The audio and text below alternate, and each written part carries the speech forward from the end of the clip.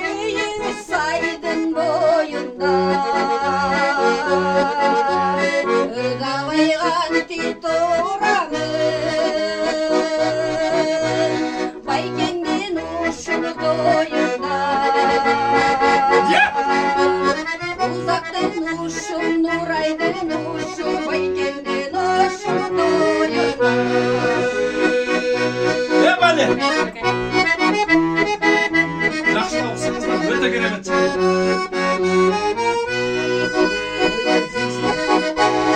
Altınga altın koşulsan Altınday bolup soğulsan Baykemnin görkü doğmaymış Kudalar menden oldursa Kudalar menden kudası menden kudası menden oldursa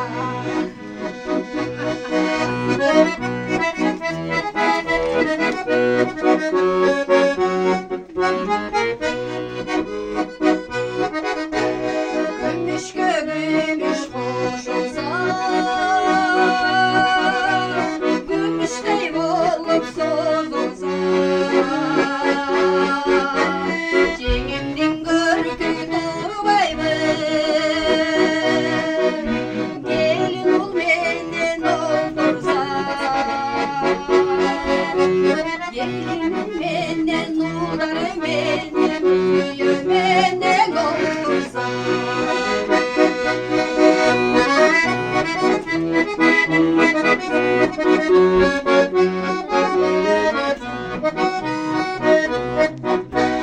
Ögalada rahmetli Hiç kafa olup cebedi Baykemdin görkü durmaymış Ul kızı menden bir cümbü Gelinin menden balası menden Ul kızı menden bir cümbü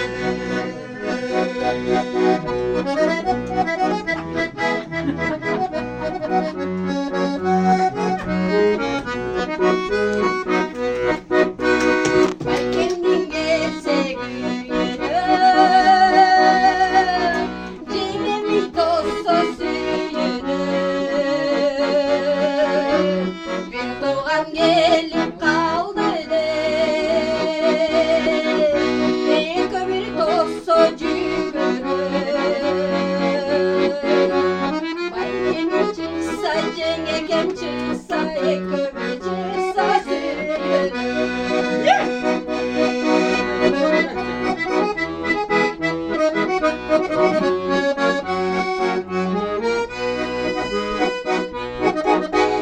Baykemdin gelse güyünü